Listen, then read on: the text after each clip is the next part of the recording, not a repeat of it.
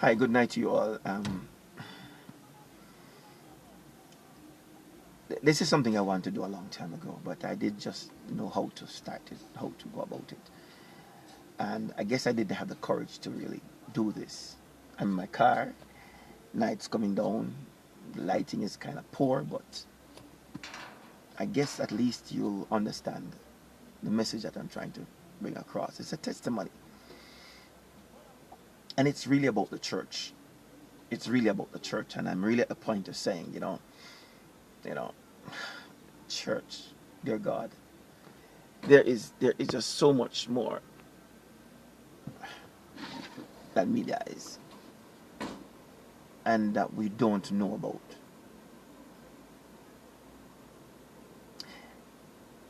It's not about the Church of Jesus Christ, but it's about the organization. The organization of what this business thing is about. And everybody is about the business. It's not about the church, not about souls. It's about the church. Their business. And this has started from long time. But my testimony, it's really about back in the 90s, coming up 2000, there about 2000, more 2000, so forth. This was the time that I was going to a church in the hills. So those of you who know me will know which church it is. Let me not try to diss the people and basically that still goes to the church. Let me not, call a name. But for those of you who know about, you will understand what church it is. So I attended this church up in the hills, St. Andrew Hills. I met this young lady, crazily in love with her, really in love with her, beautiful young lady. Her name was Rosemary White. I was going to say Reed because it's my name, her married name. But Rosemary White, and we got engaged, we got married. But during the time, these people had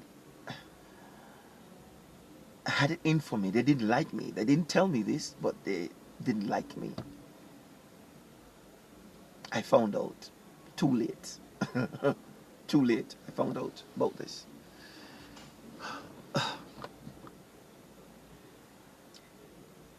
After getting married to this young lady, everything started. That the mother would have done some really devious things to me. She would call me and say that, dirty man, what are you doing with my daughter? Dirty stinking man, them kind of really crazy, like church mother. And then the husband, which is my wife's stepfather, which is he would be the deacon of the church. No, they did a number on me, a real nasty number on me. And I know it's going to be kind of frightening to some persons seeing this now because they knew nothing about it. I've never spoken about it much, but to one and two persons that, yeah, I would have known, and I talk to them about it, to tell them about my experience. But wholeheartedly, I must tell you that this lady tried to poison me. Literally tried to poison me. I guess that was the first part of it because they were trying to get rid of me as the son. Okay, they were trying to get rid of me. So they would do a number on me. They'd do a lot of things. They'd do it to me. Evening. That's good evening. And then they would do these crazy things to me. That she tried to poison me, as I said before. And I'd be at church because I'm a musician. I play music and so on. So I'm there. At the end of the days, I would just stay and play music and so on. But this day come around where in which Rosie was down by her home because that's what she does. She would ask her daughter to stay and to cook for them. Right now, remember, we have a home. And there more than one time I would say to Rosie, say, look here, you don't need to do this. You don't necessarily need to do this because we can go home, we can go and cook for ourselves. And even if food is there, yes, but even if food is not there, we can wash our face and wash out the mouth, brush your teeth, and come back to church. Nobody don't know. But this lady would not have none of it. And Rosie would have wanted to obey her mother. I mean, a sweet soul, seriously.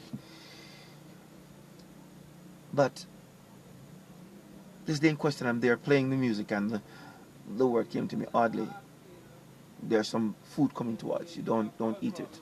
Don't take it. Don't touch it. And I said, all right. I said, okay, God. I got it from where I was, and I went over to the side of the road. That's now how the road church is situated. The back of it is like, well, I said the front of it rather. Kind of be the front door. It is looking over on the road. So I would get up from where I was and went to the front of the church and look over on the road. And there I'd see Rosie walking towards me with the tray of food, covered up and with a white thing over it, and and I know, knowing Rosie, she's this person that when she looks after anything, it is well done, really well done, well put together. You know,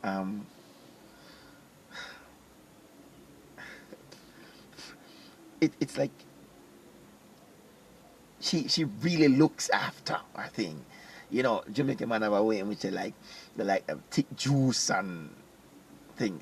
Yeah, she knows how to do her thing. She knows how to do her thing. But when she came up with it, and I said, Rosie, you know me. You understand what I'm saying, right? Where I'm gonna be going, right? She said, what is it? I said, well, the spirit asked me not to touch it. And I said, you understand that, right? She said, yes. And I said, okay, I can't touch it though, right? So she took the food back down. Let me tell you something. When the food go back down at the house, the mother cursed, dog, afraid. The woman cursed like, whoa. What kind of dirty man, what kind of nasty, stinking man this? And I said, all right, no problem.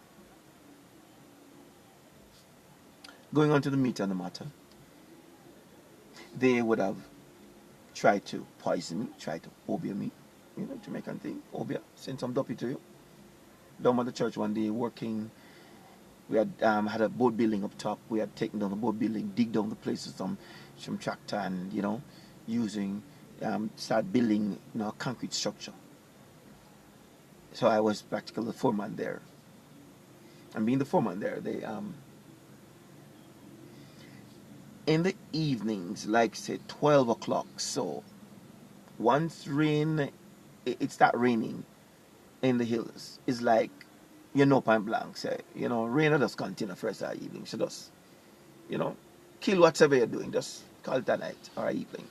So the guys look at me and said, Brother Reed, they said, Reedy. They said, I got to rain start for, I'm going to call it a night or evening. I'm sorry, problem. Put things together and I left and I go up. Put myself together and clean up and and I went to lay down on the bed. No. Fully wide awake, laying on my back. The windows are closed, the doors are closed. And all I know is that it's like something went doop, and I'm seeing a lady in the room. Live living colors, not popping in, popping out. She's there looking at me. And I'm fully awake. But what happens? I can't move my hand, I can't move my foot, I can't move anything. But I'm seeing her and she's in the room. So I know I was saying Jesus, Jesus, Jesus. But the mouth wasn't moving. So I know that the spirit man was shouting out. People, if it was a situation that I could have run, I run a gun. Evaporate. That's a Jamaican thing. A gun. But, you know, seeing that I couldn't move, this lady leave from where she was. But the room was so silent. You know, you go to school and a teacher said, look here, I want this place to be so silent that if I drop a pin, I must can hear it. Well, it was that silent. And she had such power. I don't know if you can call it awesome power, but she had such power, such power. She had such power that she came with. And she left from where she was and she came against the bed. And she went over my head and she looked down at my face and said, "See where something like it, man. See where something like it." I didn't understand it then. But after a while she went and she's out of the room. I didn't know that sounds can flow. The sounds and everything flowed back into the room, because before that, even if a car passing on the outside, I couldn't have heard the car, none at all. I wouldn't have heard the car. Mind you, where we are, no car wouldn't pass them, but I mean, I'm just making a point that it was that locked. So I jumped up right after the lady left out of the place. It's like all my strength came back, and I jumped up and I started fanning out on the bed and pleading the blood. And I said, "But lady done gone a long time. She gone. If she don't want to do anything, she do it and she done." No, we're talking about the church of God. The church. People that are supposed to be a part of the church of God. I'll tell you why I'm saying this. I then was asked to testify about it more than one time. The Holy Spirit would have. I said, "No, God, come on. God, you want them mash me down inside this place here?" It's a Lord, seriously, Lord. But it came up on a day when it was Ash Wednesday, and we had all night, all day, you know, fasting and prayer. And I was there, and I was asked to read the scripture. I went up and read the scripture, and afterwards I was back at my bench, you know, second bench to the front, standing there with my hands on the front of the bench there, standing up. And I was just saying, you know, you feel like, you know, when you said something, you testify about something, or something happened, and you feel like a all just flowed off of you. Yes, because I testified about the thing that happened to me at the house. And I felt like just this thing rolled off of me. And I said, all right, cool, wow. So I was just kind of worshiping and telling God thanks. But 3 times he says, oddly, don't say anything, just look. 3 times. Oddly. What I say? Don't say anything, just look. Last time, oddly. Don't do nothing, just look. So I stopped. Closed my eyes. I saw this woman. God did it. It's like a picture.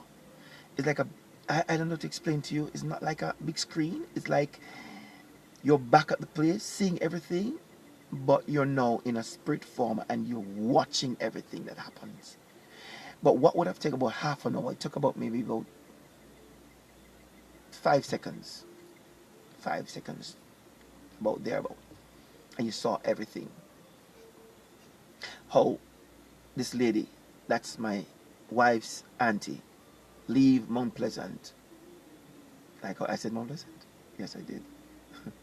But leave up the hill and walk down on the road, screeched down to the bank, and went up to the grave of the mother to send the demon by the house. And the word says, I see you, know you, and telling you to stop it. It's your last chance. You know what happens? The pastor's wife that knew nothing at all about it, she took it up and said, see my brother, and she went ahead and said a lot of other things that they've done. These people cussed like hell after the service was done. Church of God. Christian people. The pastor said to me, don't leave us, Audley. You wait a bit. Just let everybody go, and after you leave. Another time come around where apparently Rosie had gotten sick. She used to have epileptic seizures because she had a mass on the brain that no oxygen was reaching, and it would give her epileptic seizures, so she had a tumor on the brain. When I met her, she used to have massive migraine headaches. Now, during this time, we'd take her to the hospital and she would be on pills. Now, these people know this. They know all of this. But it came upon a time where in which we had a business place at Melmac Avenue. I had a business place at Melmac Avenue with my wife. And that we were running. The mother was not doing anything at the time because she had a place by, I think, Devon House or one of those places. And it had stopped. So we had been doing our thing. But Rosie wanted the mother to be a part of. And I said, look here, if you get her in a part of this, then I am not going to be a part of that. I don't want to come back. I'm not going to be there. So said, so done. She took her in. And I stopped going there. I would still, money that, I'd conjure up, basically, rented a part of the house, would have given it to her to look after the shop and so on.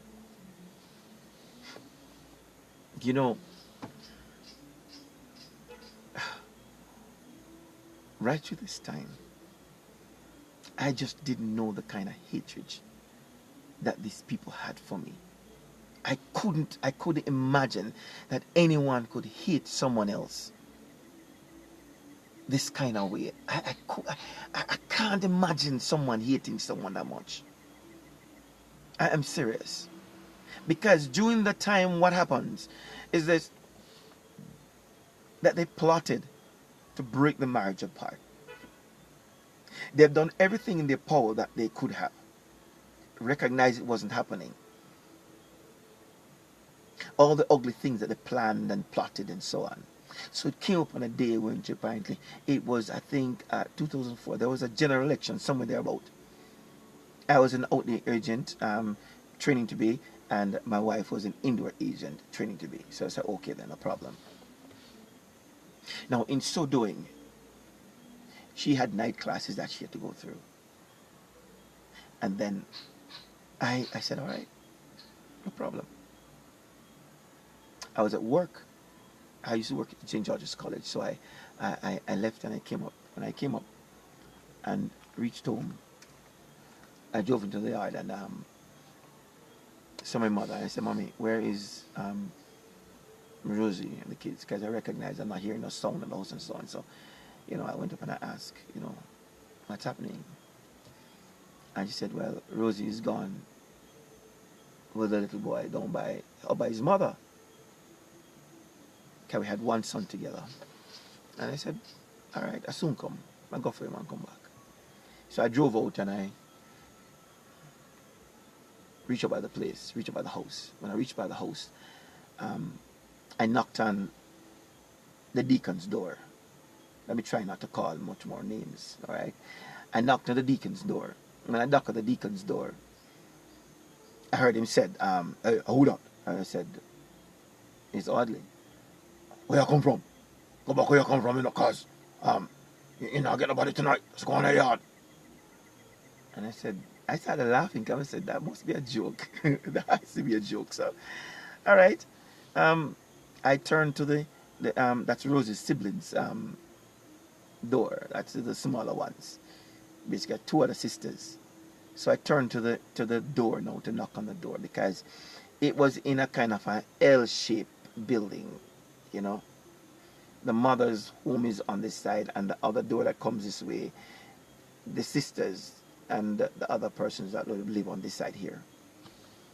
The other place on the back, but just main areas we're talking about here now. So I turned to the door to knock on it and to wake up the smaller one. That's a bigger of the two that's there. And the father would say, no, open the door. No, open the door for them. Open the door. And I said, all right, cool. Open the door for him. And he came out and he took the part of his elbow here and shoved me into my neck. Let me just open this a little bit. So when he did that, I was saying, what's this? What's this about? He went into the room, he took the baby's bag, that's a little boy's bag, and threw it out in the mud. That rain was, it was raining. Threw it out in the mud, and I said, what happened? What's this? And this guy came out, my deacon, he came out and he grabbed me around the neck and put my head inside here, a chokehold. And he started squeezing my neck with his right hand, and he started using his left hand to punch me inside here, and he punched me and he punched me and he punched me. Man, I almost passed out. My glasses got smashed up into that stepped on, and the brother trying to pull my hand, he pulled his hand from around my neck. The brother came and held on to this hand and stretched it out, holding it over here. And then the mother, that's my wife's mother, came and held the other hand, and I said, well, I'm supposed to I can't push out my hand. I keep on calling people's names. I'm trying to push out the person. And the person hold on to my hand. I said, what, you want to fight me too? I said, fight you too. For what? What am I do? What am I doing now? What am I doing now? What I do this summer for? And when they released me, I mean, obviously kind of disoriented, totally disoriented. I kind of staggered around, and I saw a block in the yard. And 2 times I was going to take that block to slap him with it. And just the words, oh, no. You kind of grew up in a kind of church situation in which touch not the Lord's anointed. Yeah, because they are the Lord's anointed and you are not. Yeah, touch not the Lord's anointed and do his servants no harm. That kind of thing. So you kind of have that kind of ribbon in your head to say, no, Audley, don't do that. And I put the block down, and I walked up. I took the bag I carried up, and I come up with the baby, and I took him up, and I put him in the car. I was about 2 years old at that time. And I remembered, I 2 or 3 years old, something about, and I turned around and I said, look here, I say not done so, I say not done so. So not do to me, you not done so. Not done so. Let me tell you something, people. I was gonna go down to one place I know about. And when I come back up, I was going to light the place afire. I was going to blast them soul to hell. That's my testimony. I was going to wipe them out. I mean, seriously. For what they did to me. They did me bad that night. I was bleeding from around here on my shirt. I was bleeding. My throat was swollen. My face, they did me bad the night. But when I reached to this area, that now I can turn to go one way or the other, it was an intersection. The word says, Audley, don't do that. Just do what mommy would do. It doesn't tell you what mama would do, but it has a way, a kind of telepathic kind of thing, kind of drop in your spirit, and yeah, okay, cool. And I said, all right then. I went up to the station and I reported it. And I told him what I was going to do. I said, this is what I was going to do. That I was crying. I was just bleeding all over.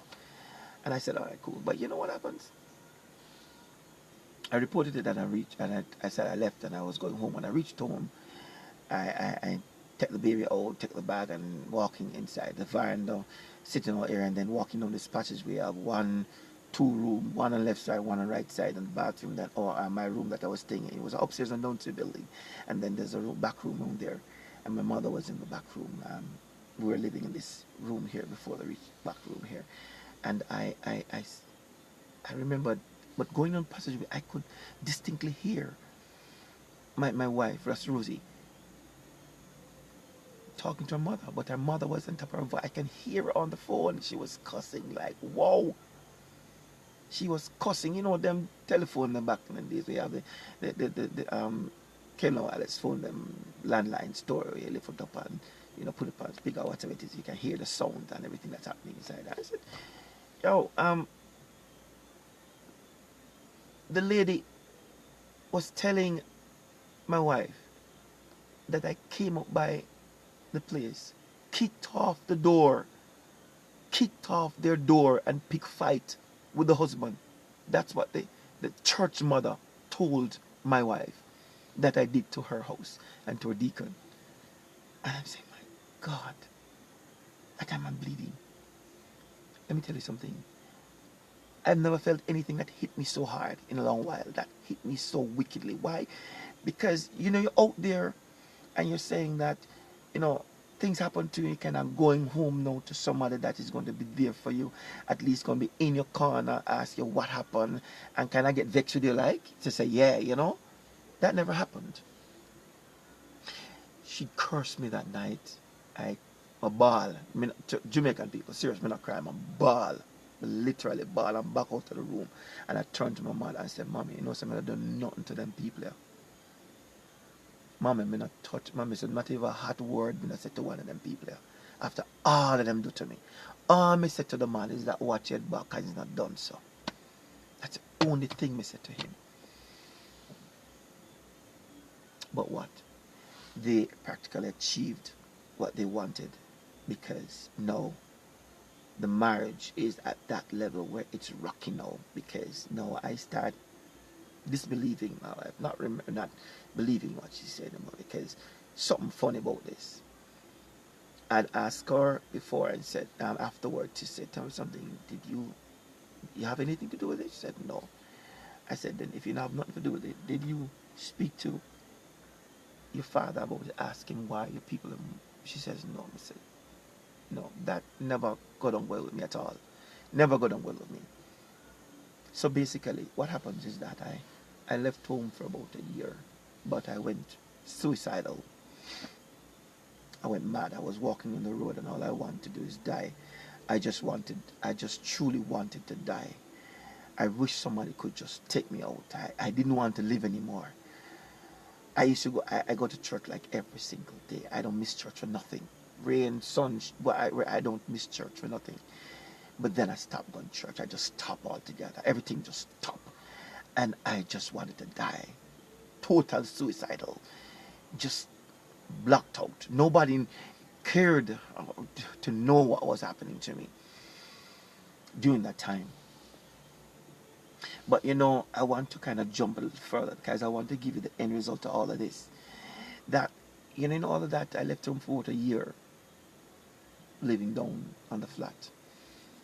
And still corresponding with my wife, because the person I really, truly love is a girl I love world without end. Really loved her.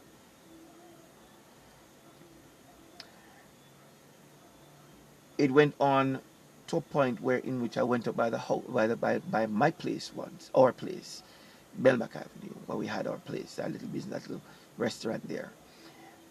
And I went in and I said to Rosie, I said, look here, it's either she or me. If you're going to come with me, you're going to come. You're going to stay with her, then okay. But right now, something has to be done about this. All right? I come for you. Since you say I have nothing at all to do with it, all because she used to correspond with my mother, very frequent. Because now she and my mother becomes very close. And one of the issues that really brought me there is when my mother told me about how she had an epileptic seizure once in their area, and they took her to an Obeah man, that she woke up in an Obeah man's home. Now, these are church people. These are church people. She woke up in an Obeah man's home. People.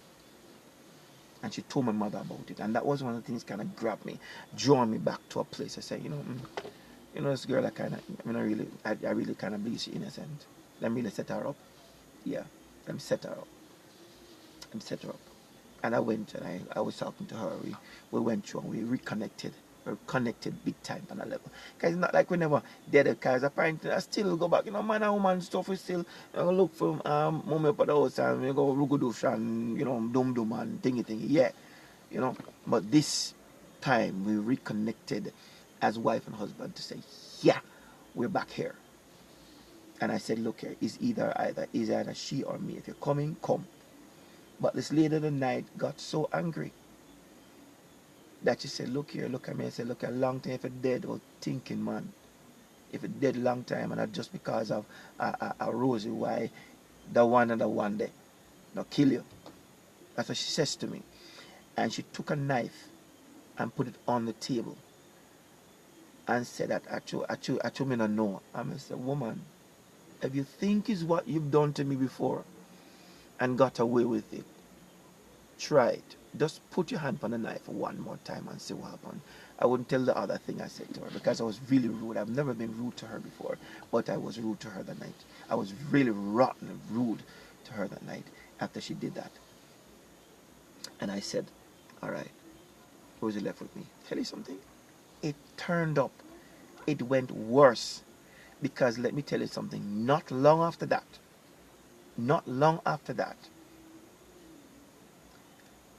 Rosie died. You know how Rosie died? The same place. She there under the counter there was a little bench thing under the counter that she would go and lay down on. She fell. The mother was in town spinning, buying things for the shop. And Rosie fell off, sleeping and fell off and bumped her head. Remember, she had epileptic seizure. She had a tumor and epileptic seizure. She's taking pills to reduce the tumor. She bumped her head and had an epileptic seizure right there. And let me say something to you, people. They did not, I investigated it, they did not tell the doctor that she had bumped her head and that she had a seizure. No. They take her just like any other person, so she just drop off of the head. No, I think she had, no, they told her that I bumped the head. No, but she didn't have the seizure. And I said, all right, cool. That's when I investigated it. That was it happened the 8th of July 2004. The 9th of July 2004, we're at home. We did a lot of sewing, a lot of khaki. We used to do a lot of khaki. I mean, tons and tons of khaki that we used to do. We used to sew. So the whole night we'd be up sewing khaki because I think Monday morning would have been wholesale day. Monday or Tuesday, one of those days would be wholesale day, and then it goes up to Thursday again. And so we would have to be sewing, in and out those situations. And I remembered the 9th of July 2004, we were sewing in the room. And I think it was a Friday morning. And there was a thick carpet in the room because Rosie used to have frequent, when she sleeps, if she's up and about, she's all right. But if she sleeps, then she would have epileptic seizures. And she would sometimes bite her tongue up and all the thing, and she'd drop and she would fall off of the bed, sometimes off of the bed. So there was a thick carpet, that she'd fall off of the bed. She'd be on the carpet. And I hear that kind of roof. And I say, wow, the run go down. But the room, Rosie was on the floor, on the carpet, stiffening out and doing that same thing. And I stayed with her, until she come around. There is a little a mirror in the door that I placed there, basically. Okay, a square mirror thing.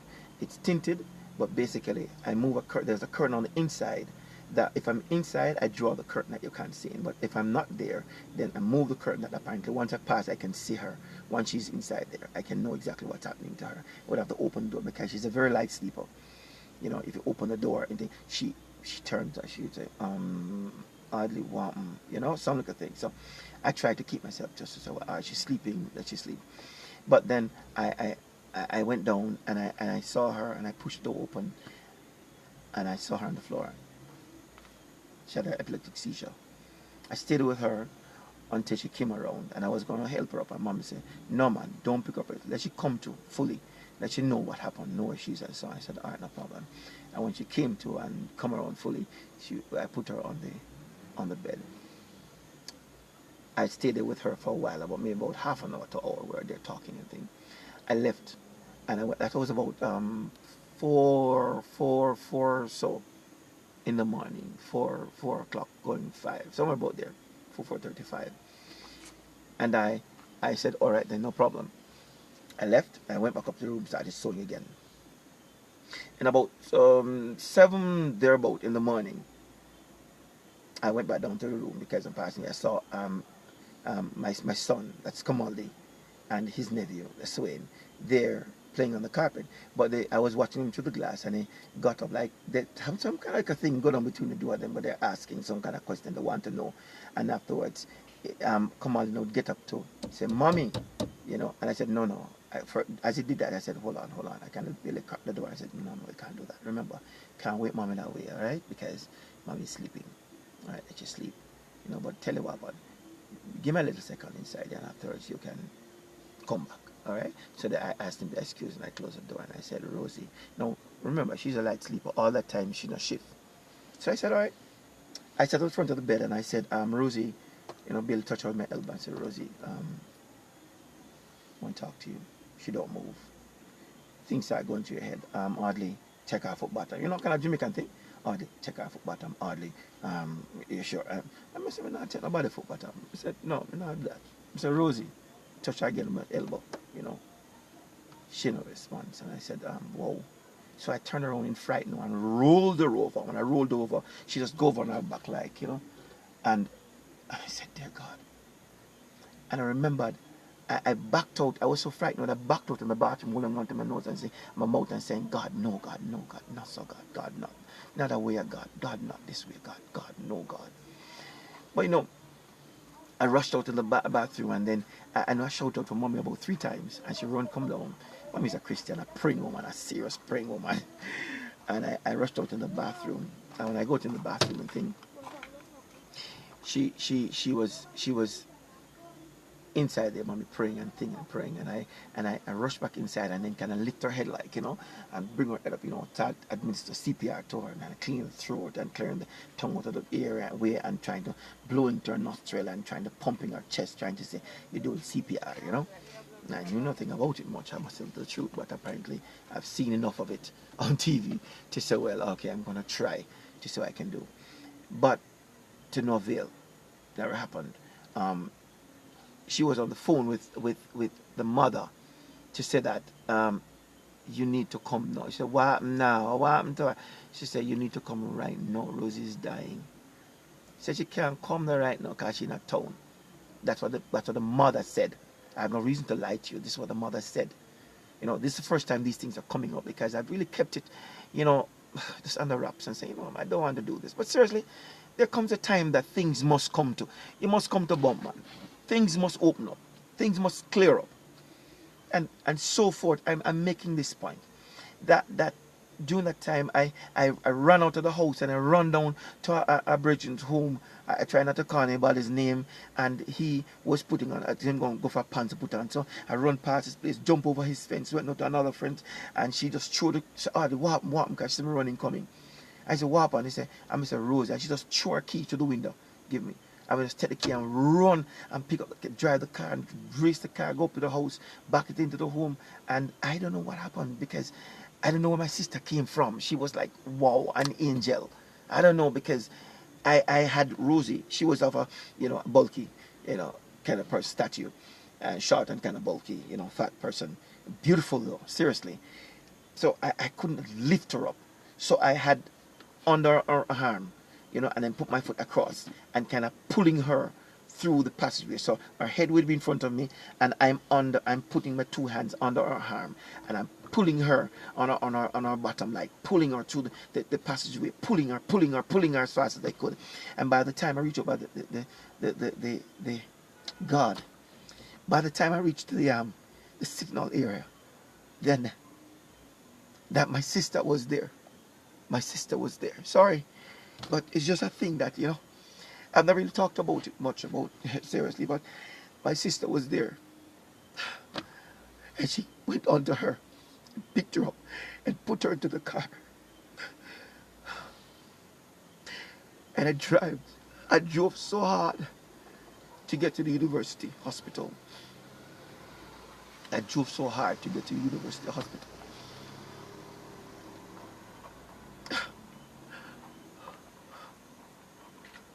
I drove so hard to get to the university hospital. When I reached there, I thought I was in reprieve to say, well, yeah, all right, reach. So she'll be worried now because she didn't answer the doctors and everything cool.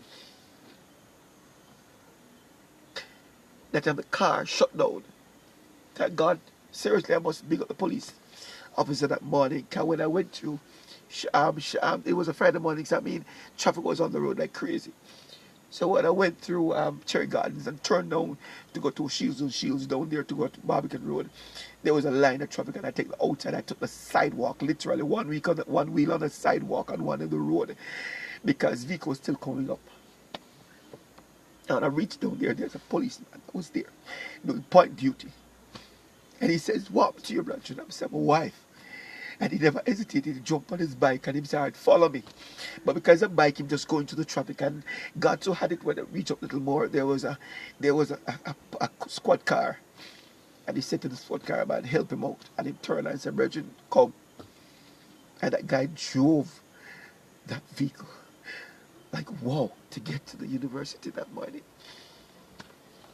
He drove so hard to get to the university that morning. Yes. And when he got there, he just turned on the outside and I went in. And I really had a reprieve to say yes. She reached. I said, "She all right now."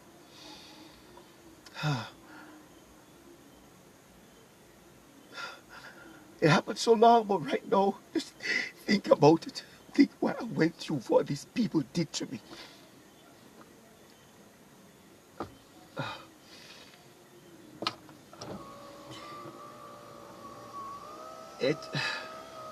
It took a whole lot to get to that point. You know, it took a whole lot to get to that point. But what they did to me, being there on the outside, the car couldn't start. So I was trying to get it started because I had the horn blaring, the lights on, the four-way flash on, you know, doing my thing to reach there. The van shut down. The car shut down. Thank God for that. Debbie, thank you so much for that morning. So then being there, there's this friend that came up and he says that, "What happened to you?" And he said, "Why, you know, the wife." And he said, "No problem, man. Go inside, man. Go deal with it. I'll deal with the car. I'll ship the car for you. I'll fix it. I'll deal with it." I went in. And trust me, people, when I went there and I think that everything was okay, the doctor says that, okay, she's asking me to come into this room. And I went into this room.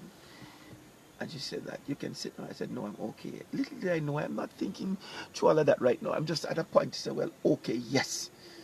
You know, I'm just going to ask me, you know, how long this has been going on and so on. The nurse looked at me and said, "Well, Mr. Reed, I'm sorry to tell you, but your wife has passed."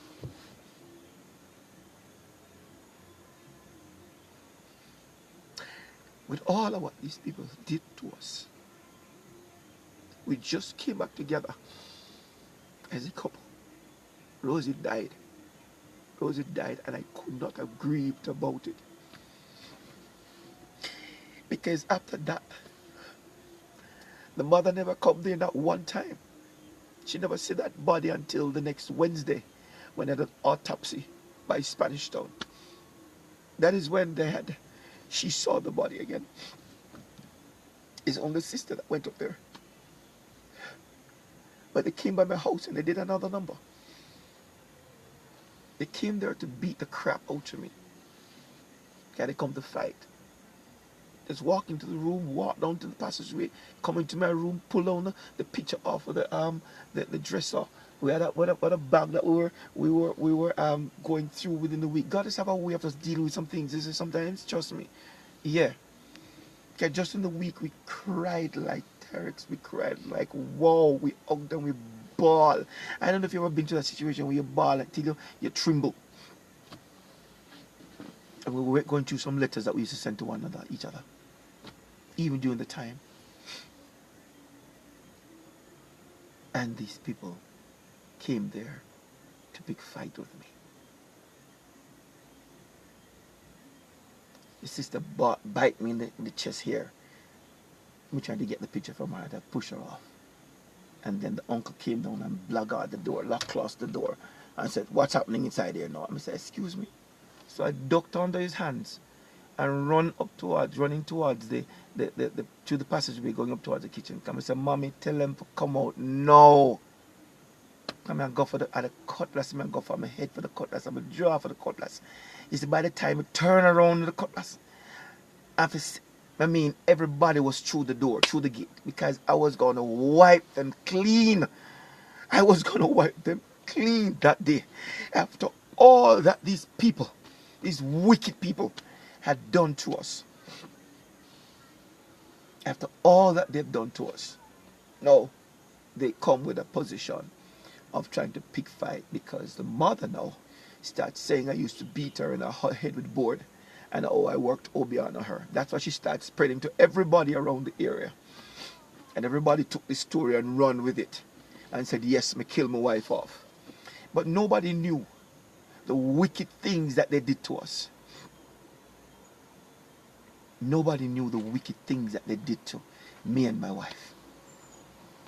They turned it around to be I am the bad person and I am the person that did wrong to my wife. Where I never one time touched my wife unless the love me meant to her.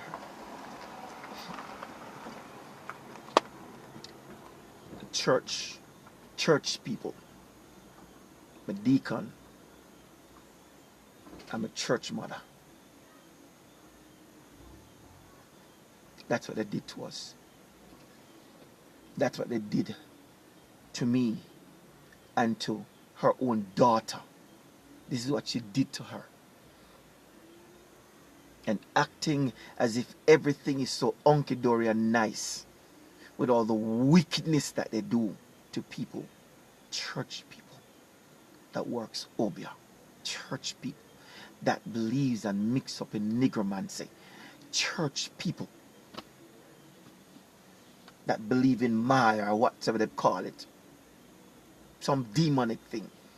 Church people. So yeah, that's a testimony, a part of it. That there's so much other part of it that they've done that have not been spoken about. But God bless you. Come to one place. Know God for yourself. Don't know God through anybody else's eyes, but know Him for yourself. Know God for yourself, not what pastors say or what somebody else testify and tell you about Him. But you come to have a personal relationship with Jesus Christ, to know Him as personal Savior Lord. Okay, that's really the end result of everything. Sorry for how dark the place is and thing, but I might do it over. Get the chance to, but I really want to just get this one on tape. God bless you. Have a great evening.